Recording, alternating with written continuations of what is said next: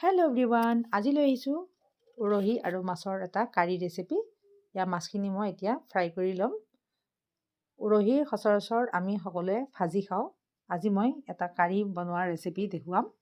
উৰহিখিনি ডাঙৰ ডাঙৰকৈ কাটি ল'ব। ইয়াতে মই এটা আলু দি লৈছোঁ। এয়া চৌকাত বনাইছোঁ মই। চৌকাত বনোৱাৰ এটা সোৱাদেই সুকীয়া। ইয়াতে পিঁয়াজ আৰু জলকীয়াখিনি ভাজি লৈ ইয়াতে গুলি ৰখা মছলা দিছোঁ। মছলাত আছে হালধি গুড়ি, জিৰা গুড়ি, ধনিয়া গুড়ি। এতিয়া ইয়াতে উৰহিখিনি ভালদৰে ভাজি ল'ম।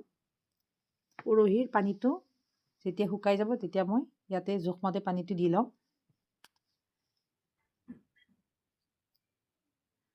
ইয়াত মই জোখমতে পানী দিলোঁ। এতিয়া ইয়াতে মই ফ্ৰাই কৰি ৰখা মাছ কেইপিচ দি লৈছোঁ।